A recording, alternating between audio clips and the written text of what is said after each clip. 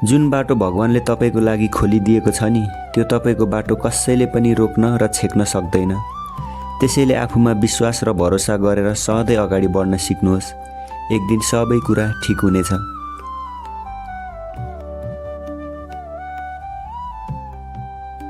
शब्दले होइन, व्यवहारले थाहा हुन्छ कि को आफ्नो हो अनि को पराई भनेर। मैले कहिले पनि मिठो झुट बोल्न सिकिनँ। मेरो साँचो बोल्ने बानीले गर्दा मैले धेरै सम्बन्ध गुमाएको छु। जब लुगा सिलाउने सुईले घोच्न थाल्छ नि, तब एकदमै राम्रो कपडा तयार हुने गर्छ। त्यसैले हरेक घोच्ने कुराहरू सबै नराम्रो हुन्छ भन्ने पनि हुँदैन।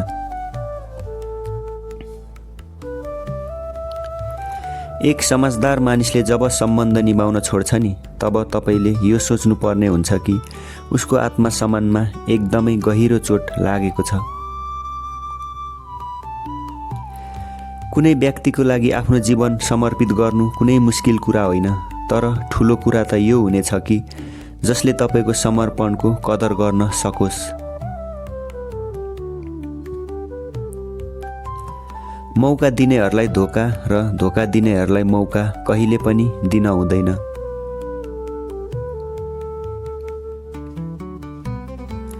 यदि सम्बन्ध साँचो छ भने त्यहाँ दुवैजनाले एक अर्काको हरेक कमी कमजोरीहरूलाई सहन सक्छन्। किनकि बिना गल्तीको मान्छे खोज्न थाल्नुभयो भने त पुरा जिन्दगीभर एक्लै रहनुहुनेछ। मान्छेहरू यो सोच्ने गर्छन् कि एउटा महिलाले महँगो कार, ठुलो घर अनि धेरै सम्पत्ति खोज्ने गर्छन्। तर मैले धेरै यस्तो महिला देखेको छु कि जसले माया, समय र इज्जत चाहने गर्छन्। जब कसैलाई विश्वास गरिन्छ नि, तब पराई मान्छे पनि आफ्नो लाग्ने गर्छ। अनि जब विश्वास टुट्छ नि, तब आफ्नो मान्छे पनि पराई लाग्न थाल्छ। समय कहिले पनि सधैँ एकनास रहँदैन। यदि यस्तो हुन्थ्यो भने त को आफ्नो हो अनि को पराई भनेर कसरी चिन्न सकिन्थ्यो र? एउटा हदसम्म मात्रै मान्छेले कसैले दिएको पीडा सहन सक्छ। त्यसपछि त उसले न केही भन्न चाहन्छ न त केही आशा नै राख्ने गर्छ। मात्र ऊ चुपचाप रहन्छ। आफ्नो मनमा त्यति मात्रै अरूलाई ठाउँ दिनु जति तिमीलाई अरूले दिने गर्छन्। नत्र भने एक दिन कि तिमी आफै रुनेछौ या त तिमीलाई अरू कसैले रुवाउनेछ। किनकि निधारको नाम्लो घाँटीमा गए पासो लाग्ने आफैलाई नै हो। एउटा कुरा सधैँ याद राख्ने गर्नुहोस्, छेपारो जस्तै रङ बदल्ने मान्छेहरू कहिले पनि वफादार हुनै सक्दैनन्। त्यसैले जो मान्छे आफ्नो एउटा बोलीमा अडिग रहन सक्दैन, त्यो मान्छेलाई कहिले पनि भरोसा नगर्नुहोस्। आफ्नो जिन्दगीदेखि कहिले पनि निराश नहुनुहोस्, किनकि तपाईलाई पनि यो थाहा हुँदैन कि आउने भोलिले के लिएर आउँछ भन्ने। त्यसैले आज आफूसँग भएको दिनलाई राम्रो बनाउन सिक्नुहोस्। जिन्दगी जिउनको लागि मिलेको, तर हामी सोचेर नै गुजारा गरिरहेका हुन्छौँ।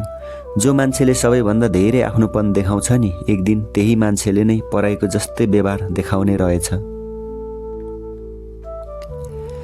मान्छेहरू यो भन्ने गर्छन् कि एक्लो मान्छे कहिले पनि खुसी हुन सक्दैन। तर मलाई यो लाग्छ कि जिन्दगीमा एक्लोपनले नै असल अनि साँचो जिन्दगी जिउन सिकाउँछ। यदि कसैले तपाईको बेइज्जत गर्छ भने त्यसको जवाफ यति इज्जतले दिनुहोस् कि तपाईको अगाडि जो मान्छे छ उसलाई नै लाज लागोस्।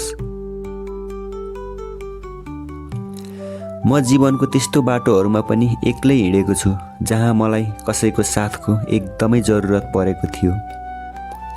भगवानसँग गरिने आस्था, विश्वास र भरोसा कहिले पनि नछाड्नु। तर यो दुनियाँसँग चाहिँ कहिले पनि केहीको आशा नराख्नु। किनकि यहाँ हँसाउने भन्दा पनि रुवाउनेहरू धेरै भेटिन्छन्।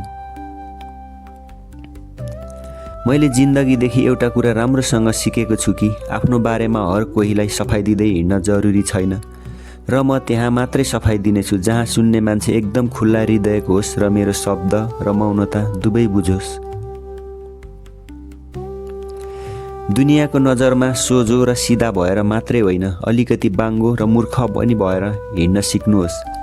किनकि मैनबत्ती जस्तो कमलो भएर मात्रै हिँड्नु भयो भने त दुनियाँले तपाईलाई सधैँ जलाई मात्रै रहन्छन्।